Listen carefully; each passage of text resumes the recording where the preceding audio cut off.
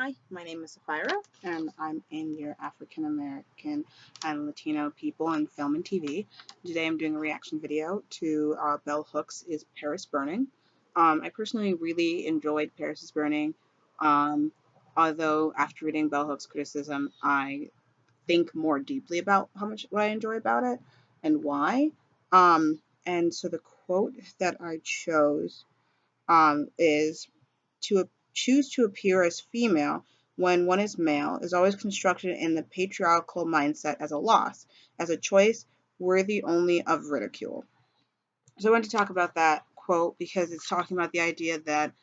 women and being feminine is not a positive thing, and that the drag culture is weak or viewed as weak in the white patriarchal society, in our society, and bring into our conversation the definition of representation and how the concept of being feminine is weak in this type of in their concept or in the value that they have, and has no value in that idea of society. um, so I think that's really important to kind of unpack, and also unpack the idea of the fact that black men are either hypersexualized, and the idea of the black rape, male rapist, and so they were super sexualized, or they were always referred to as boy, and the idea and the stereotype of the sapphire of having not being able to control their own women and not being able to control their own community. So there was an interesting back and forth in the white supremacist patriarchy of having either black men as being too feminine already and not actually being men, or hyper masculine to the point that they're beasts, they're animals, they're uncontrollable. So I thought that that is really, and that's talked about later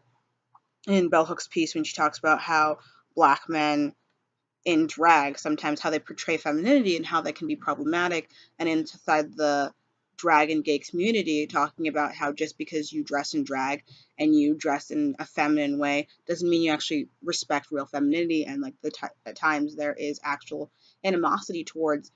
femininity and women in the drag community. Even though they're dressing as women, they're using this as a kind of almost a caricature of women, and whether or not that's respectful or helpful towards women and trans women, how they're actually treated in the world. So I thought that was really interesting. And the overall question that I wanted to ask was, how does the depiction and the treatment of trans women and the idea that dressing in drag and being more feminine connect overall to the experience of women of color, women in general, and their oppression in society overall?